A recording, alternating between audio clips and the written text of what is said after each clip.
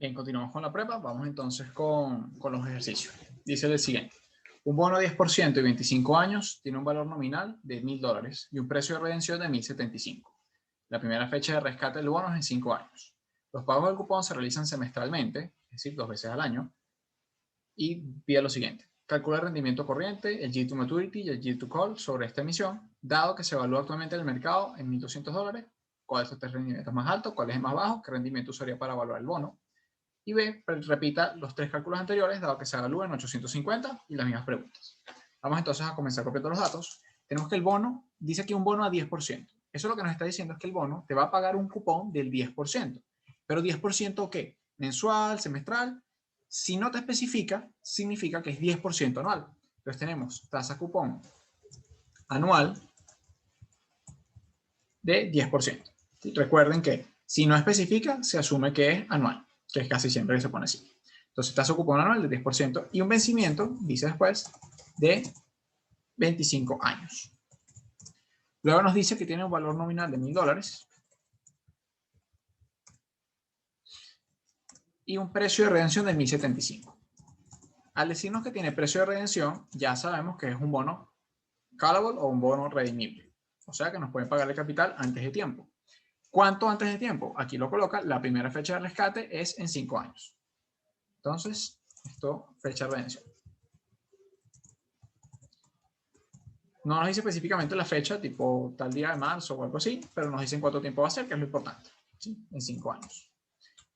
Y luego vienen las preguntas, ¿no? Calcular, yield to maturity, etcétera, dado, en este primer caso, pregunta A, $1.000. Entonces vamos con la pregunta la pregunta A. En esta pregunta nos pide primero calcular el rendimiento corriente. Repasando la fórmula, rendimiento corriente es ingresos anuales por intereses, es decir, cupones anuales recibidos para ese año dado, sobre precio de mercado. Entonces, vamos a calcular primero el cupón anual. ¿Sí? No la tasa cupón sabemos que es 10%, pero ¿cuánto en efectivo es eso? Sería el 10% del valor nominal. En este caso, sabemos que nos van a pagar $100 al año en cupones. Luego, no, lo segundo que necesitamos es el precio de mercado, que ya nos lo da el ejercicio, que nos dice que es 1.200.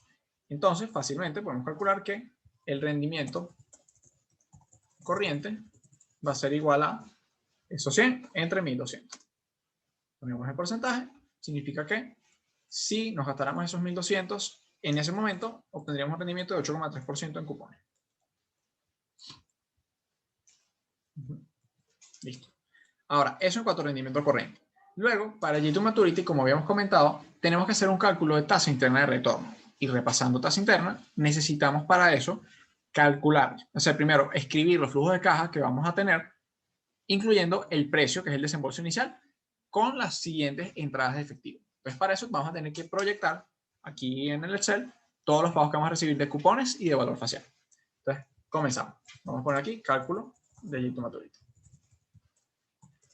Identificamos los periodos, esto es importante, y que señalemos qué son. En este caso, nos dice muy claramente el ejercicio que los pagos de cupón se hacen de forma semestral, es decir, nos van a pagar 2 veces al año. Entonces, ¿qué periodo vamos a usar? Semestre.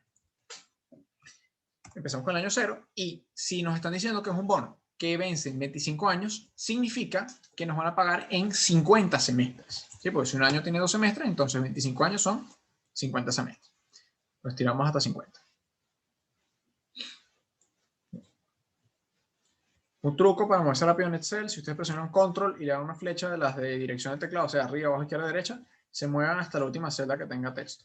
Si dejan Control Shift, además de moverse, seleccionan todo lo que está en el camino. Eso para que lo puedan hacer más rápido. Hacemos esto con formato. Listo. Ya identificamos los periodos. Ahora tenemos que escribir los flujos de caja que vamos a recibir. ¿Cuáles son esos? Van a ser los cupones más el pago del valor facial al final del periodo. Entonces, en el primer semestre, ¿cuánto voy a recibir de cupón? Yo voy a recibir mis $100, pero esto es cupón anual, o sea, entre 2. ¿Sí? Voy a recibir por cupón $50 en el primer semestre. ¿Cuánto en el segundo? Bueno, vamos a recibir exactamente lo mismo. Entonces, ojo acá, me dio 0 porque no fijé la celda, fíjenla para evitar conflicto. Entonces, copiamos acá los 50 y quedamos pendientes con una cosa. Si me van a pagar mis cupones todos los semestres y el último periodo, en el semestre 50, además tengo que sumar el valor facial. el valor de esa capacidad nominal, que son $1000. Y así tenemos proyectado nuestro flujo de caja. Ahora, además de eso, aquí en el año 0, tenemos que colocar cuánto desembolsamos por el bono, que sería el precio que pagamos. En el caso del ejercicio A, sería los 1200. Ya acá, como nos damos cuenta, tenemos todo lo que necesitamos para calcular la tasa interna de retorno, el flujo de salida y todos los flujos de entrada posteriores. Entonces, para eso simplemente vamos a utilizar la función tasa interna de retorno de Excel, que va a ser nuestro Yield to Maturity. Pero cabe destacar, aquí muy importante, tenemos un Yield to Maturity semestral, no lo olviden, porque estamos trabajando con periodo semestral. Entonces, el Yield to Maturity semestral sería, colocamos aquí nuestra función, y nos da que este bono está rindiendo 4% semestral. Aunque el ejercicio no lo diga, por lo general el Yield to Maturity se escribe de forma anual. Entonces, si lo teníamos semestral, esto sencillamente lo que vamos a hacer para pasarlo a anual es multiplicarlo por 2. ¿Sí? Porque un semestre tiene un año tiene 2 semestres, entonces si esto es lo que esperamos en un semestre, en el año se esperaría esto que es el doble. Entonces de esta manera tenemos el Yield to Maturity anual, que era lo que nos pedía, o era una de las preguntas del ejercicio. Lo que nos queda ahora calcular va a ser el Yield to Call. Para eso, fíjense que la diferencia es que en este caso llegamos la proyección de flujo de caja hasta el vencimiento. En el Yield to Call vamos a extender los periodos hasta la primera fecha de redención. Es decir, solamente vamos a proyectar 5 años. Aquí, bueno, podemos copiar el cálculo que se hizo de esta proyección hasta el semestre 10. ¿Por qué semestre 10? Bueno, porque son 5 años y 5 años tienen 10 semestres. Copiamos acá. Entonces ahora es el cálculo de Yield to Call. Los periodos son lo mismo en semestres de 0 hasta el 10. ¿Y cuáles van a ser los flujos de caja? Bueno, en este caso el flujo de caja sigue siendo menos 1200 cuando pago. Los cupones siguen siendo de 50, 50, 50 hasta el periodo 10, en el cual voy a recibir mi cupón de 50 más mi precio de redención, porque es el caso en el cual me hacen un call. Entonces sumo el precio de redención, me da 1125 y mi fórmula de internal rate of return, no tasa interna de retorno, sigue aquí aplicando. Vamos a corregirle el área porque tiene la de la fórmula anterior. Y me queda lo siguiente, 3,3%. Esto simplemente lo multiplicamos por 2 y tenemos entonces que el Yield to Call, vamos a cambiarlo acá, semestre anual, tenemos esto que está acá, me daría 6%. Entonces, las preguntas me decían, ¿cuál de estos tres rendimientos es el más alto? Bueno, por lo que vemos acá, el más alto es el rendimiento corriente. ¿Cuál es el más bajo? Bueno, nos está dando el Yield to Call. ¿Y qué rendimiento seríamos para evaluar el bono? Bueno, considerando que es un bono que puede ser redimible, lo más prudente o más conservador sería usar el Yield to Call. ¿Sí? Porque cuando invertimos tenemos que estar preparados para el peor escenario. Y en el peor de los escenarios nos van a redimir el bono antes de tiempo, lo que nos dejaría con un rendimiento de 6,5% si compramos el bono. Entonces, lo más prudente, como es un bono redimible, es usar el Yield to Call. Porque, por decirlo así, es el peor escenario y si nos vamos a planificar financieramente tenemos que tomar en cuenta el peor escenario y que aún en el peor escenario salgamos ganando. Entonces, aquí tenemos esa primera parte del ejercicio. Luego nos dice, repetir los tres cálculos dado que el bono se evalúa en $850. Y las mismas preguntas. Entonces, aquí no nos vamos a dar mala vida. Vamos a copiar literalmente todo lo que hicimos hasta acá. Y lo pegamos acá. Entonces, pregunta B. Tenemos entonces cupón anual, va a ser el mismo, ¿sí? Porque no está cambiando nada, solamente está cambiando el precio de mercado, lo que es que corregir aquí la selección de la celda. El cupón anual sería el 10% por el 1000 del valor nominal. El precio de mercado es lo que me cambia, porque ahora no son 1200, sino que son $850. Automáticamente vemos como el rendimiento corriente sube y tiene sentido, porque me están pagando el mismo cupón, pero el precio de mercado es menor. Entonces, si para tener el mismo beneficio en cupones estoy pagando menos, evidentemente estoy teniendo mayor rendimiento corriente. Luego, en cuanto al cálculo de Yield to Maturity, la predicción es la misma. Desembolso 850, esa es la diferencia, pero mis cupones son iguales. Me extiendo hasta el periodo 50, donde recibo $50 más 1000 de valor facial. Hacemos el cálculo de Yield to Maturity y obtenemos que el anual va a ser ahora de 11,9%.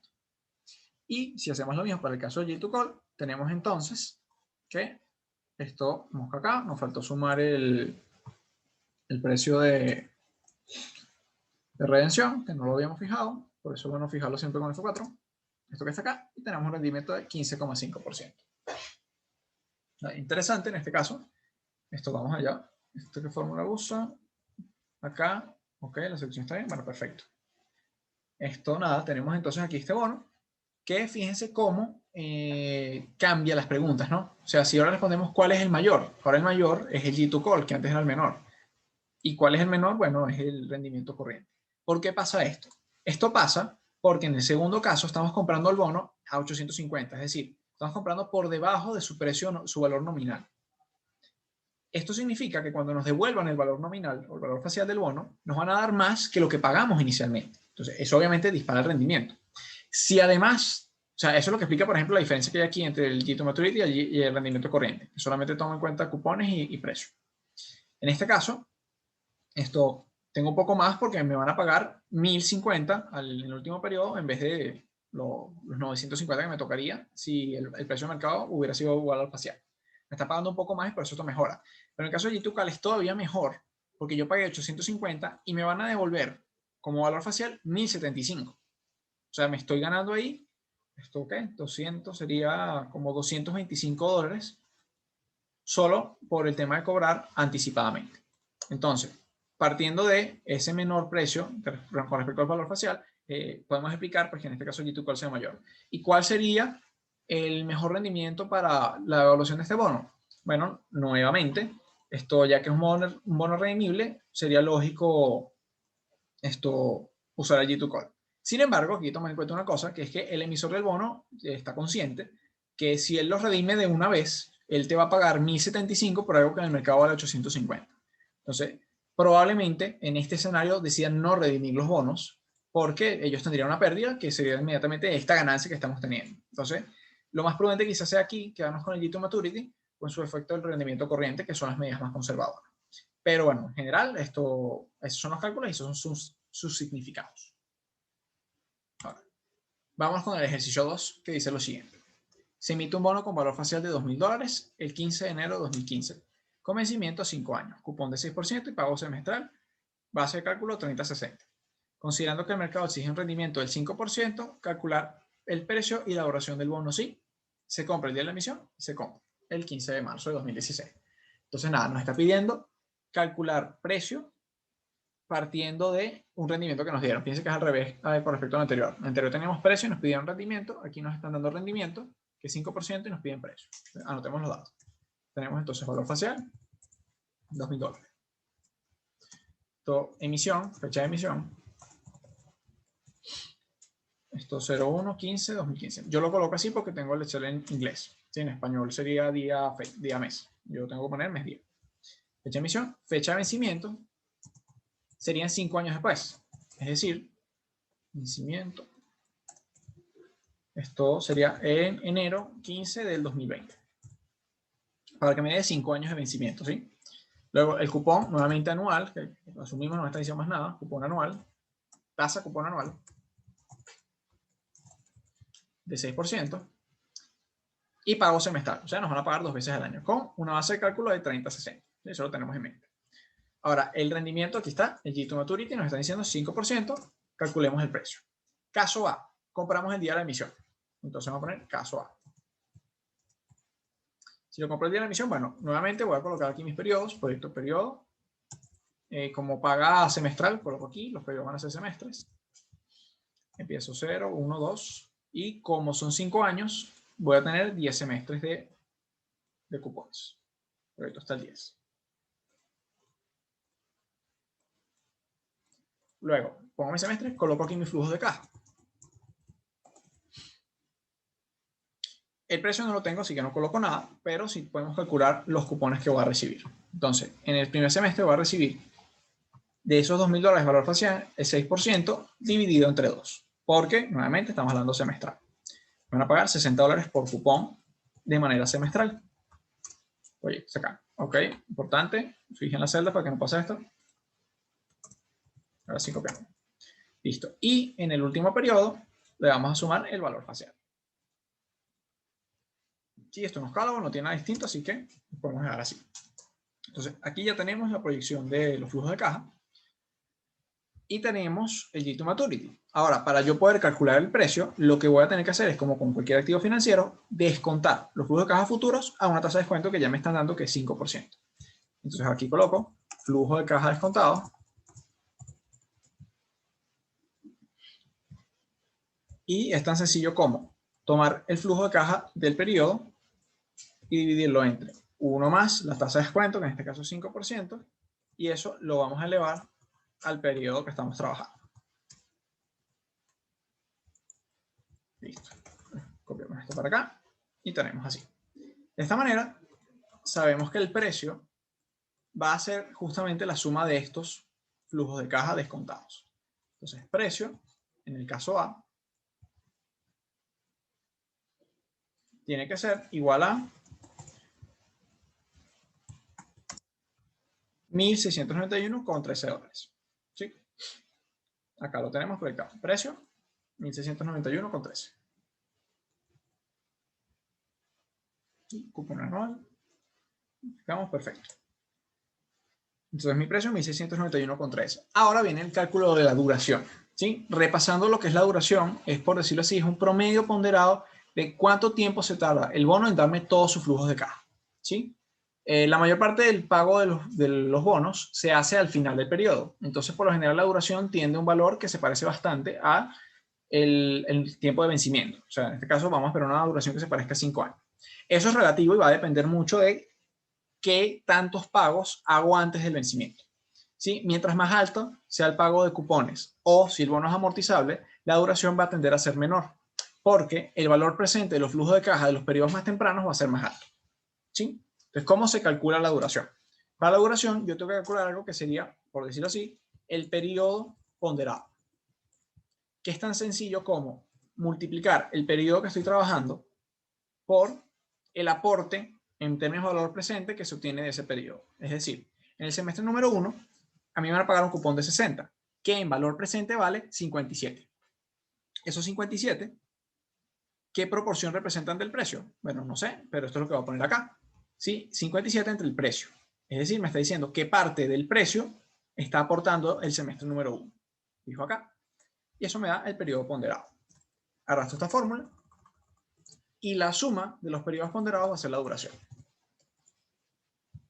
Sumo acá.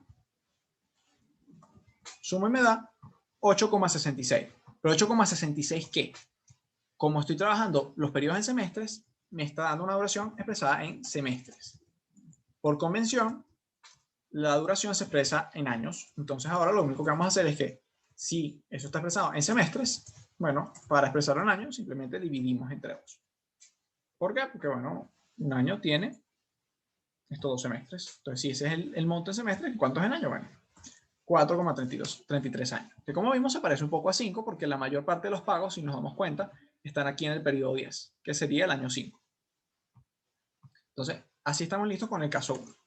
Ahora, para el caso B, vamos a repetir prácticamente esto, pero con una pequeña diferencia, que es que en el caso B, nosotros no estamos comprando el bono en su emisión, sino que lo estamos comprando en otra fecha, que es el 15 de marzo de 2016. Entonces, antes de empezar acá, vamos a hacer un repaso aquí en cuanto a la fecha. El bono se está emitiendo el 15 de enero de 2015. ¿Sí? Entonces, enero 15 de 2015. ¿Cuándo va a ser el primer pago de cupones? 6 meses después, porque es pago semestral. O sea, estaría pagándolo el 15 de julio de 2015. Ya a partir de aquí, bueno, lo voy a pagar de forma semestral hasta que llegue al vencimiento, que como vimos es el 15 de enero de 2020. Cuando yo compro el bono en la emisión, yo automáticamente desde que lo compro tengo derecho a cobrar los cupones mientras tenga el bono encima. Es decir, si yo mantengo el bono un semestre, voy a cobrar el monto total del cupón por el semestre.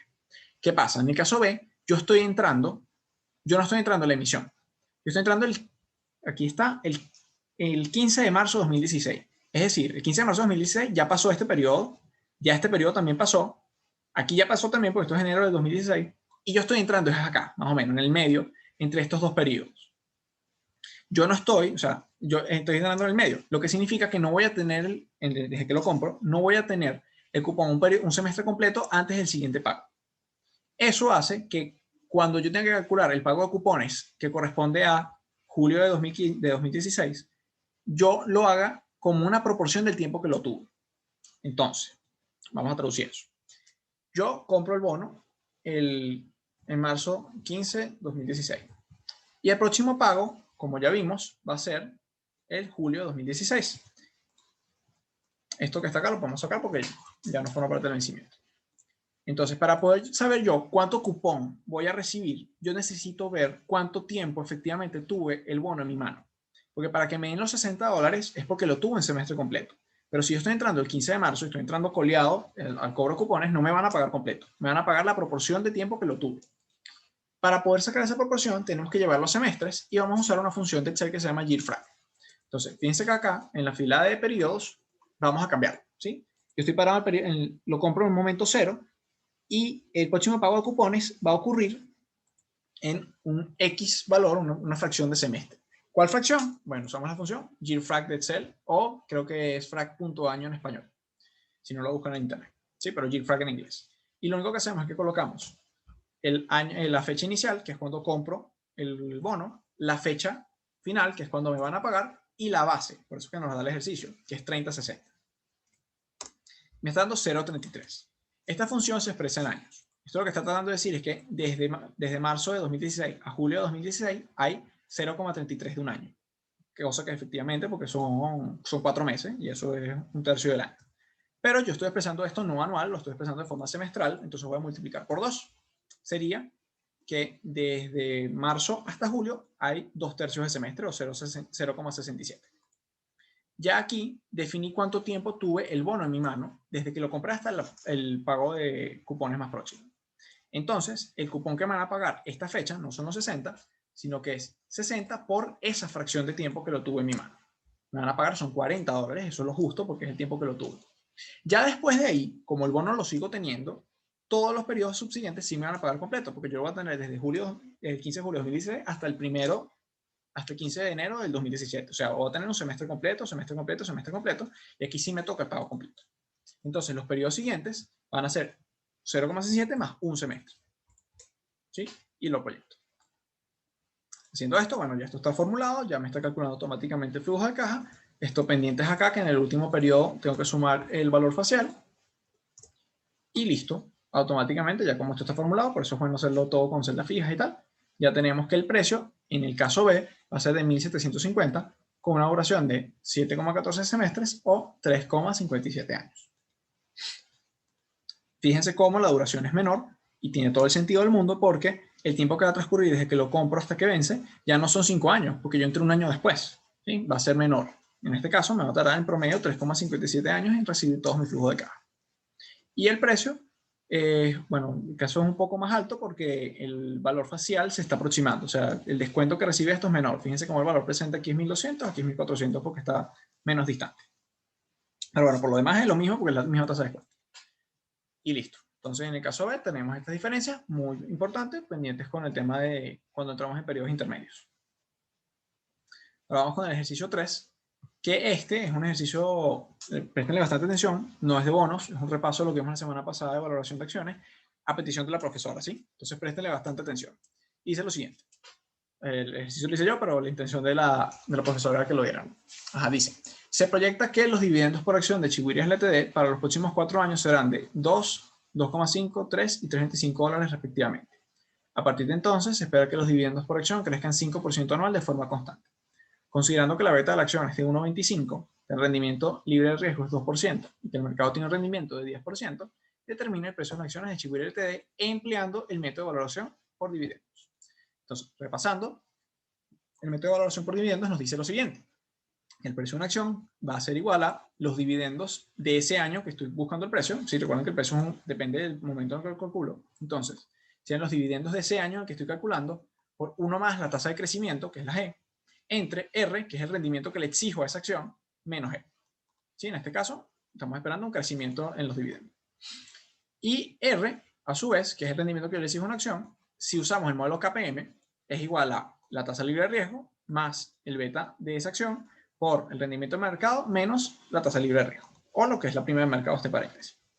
Sí, hay muchos ejercicios donde te dan la R directamente, pero en este no. En este nos están dando los componentes de KPM para calcular. Entonces, copiamos los datos.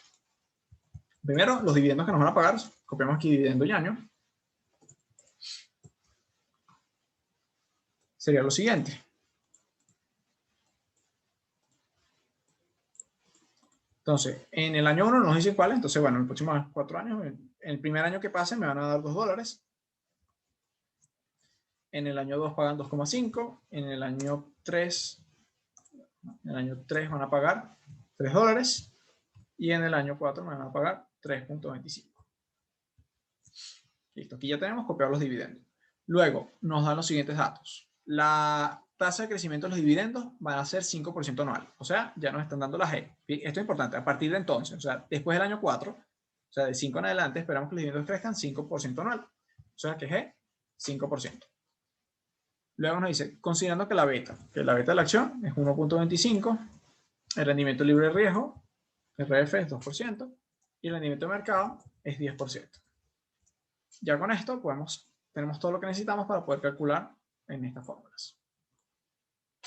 Entonces, para poder calcular el precio de la acción utilizando este método, tenemos que considerar dos cosas. Tenemos un periodo de dividendos explícitos, que sabemos exactamente cuánto nos van a pagar, y luego tenemos un periodo de dividendos a perpetuidad, que es el que representa esta fórmula, ¿sí? Esto lo que significa, la idea de esta fórmula es considerar que los dividendos me los van a pagar por la eternidad con una tasa de crecimiento fija, ¿sí? Pero esto es una perpetuidad de dividendos, asumiendo que siempre van a pagar esos dividendos que crecen esa tasa. Entonces, como tenemos dos componentes, un componente explícito de dividendos y un componente de perpetuidad, tenemos que calcular el valor presente de los dos y la suma de la parte explícita y la perpetuidad es lo que nos va a decir cuánto vale la acción. Entonces, vamos aquí con el valor presente del periodo explícito. Para eso, periodo explícito. Para eso, bueno, retomando la metodología, colocamos aquí los periodos, que en este caso lo estamos trabajando en años. Tenemos entonces que, ya ver esto. Ok, un momento. Ajá, lo vamos a trabajar en años, entonces sería año 1, año 2, 3 y 4. ¿Sí? Que son los periodos explícitos de dividendos que van a pagar. Los dividendos que va a recibir son, aquí lo podemos transponer, estos que tengo por acá. Entonces, ahora lo que voy a hacer es calcular el valor presente de estos dividendos. Para eso, bueno, colocamos aquí dividendos descontados.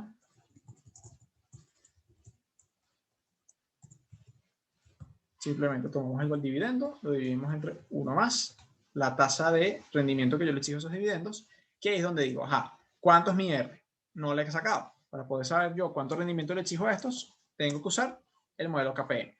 Entonces, antes de seguir, vamos a calcular nuestra R, que es el rendimiento exigido. Usando el modelo KPM sería tasa libre de riesgo más beta por tasa del mercado menos tasa libre de riesgo. Listo, ya sabemos que el rendimiento exigido a estas acciones es de 12%. Y ahora sí, vamos a descontar estos dividendos. Sería el dividendo del periodo entre 1 más la tasa de descuento elevada al periodo en cuestión. Colocamos acá y listo. Teniendo esto, vamos a ver entonces el valor presente del periodo explícito. Vamos a poner el valor presente de dividendos explícito. Sería la suma de esto. O sea, 7,98. Ya completamos la primera parte. Ahora que tenemos el valor presente del periodo explícito, nos falta el valor presente de la perpetuidad. En este caso, no se colocan años, sino que vamos a usar precisamente la fórmula del modelo de valoración de dividendos. ¿Qué es lo que vamos a ver? Se supone que los dividendos los tenemos aquí hasta 3.25. Y a partir del año 5 van a crecer de forma continua a una tasa del 5%. Lo que vamos a calcular con esta forma es cuánto valdría la acción en el año 5, ¿sí? Que es cuando vamos a usar esos dividendos que comienzan a crecer. Entonces, aquí vamos a calcular valor perpetuidad, que bueno, en este caso no es el año 5, es el año 4, que es a partir del cual se está usando la fórmula. Entonces, valor de perpetuidad en el año 4. Esta sería, usando la fórmula, serían los dividendos del último año que se tiene registro por la tasa de crecimiento entre el rendimiento que ya calculamos menos la tasa de crecimiento. Y nos da 48,75. Eso significa que en el periodo 4, considerando esos flujos futuros que se van a tener, la acción valdría 48,75. Pero nosotros no estamos en el periodo 4. Entonces, nosotros estamos en el periodo 0 y tenemos que traer esos 48,75 a valor actual. Entonces, ahora vamos a sacar el valor presente del valor perpetuidad, que es tan sencillo como ese valor que acabamos de calcular entre 1 más la tasa de descuento elevada a los periodos que estamos devolviendo. Si esto está en el periodo 4, lo elevamos a la 4 para que se vea el valor presente. Y nos da 30,98. Ya aquí calculamos las dos cosas que necesitábamos. Sacamos el valor presente del periodo explícito y el valor presente del periodo de perpetuidad. Ahora lo que tenemos que hacer es sencillamente sumar estos dos valores. El precio de la acción hoy debería de ser igual entonces a 7,98 más 30,98. Dígase, hoy debería valer 38,96. Y ya así tendríamos listo el ejercicio utilizando el método de valoración por dividirlos. Bueno, estaríamos listos por hoy con la prepa.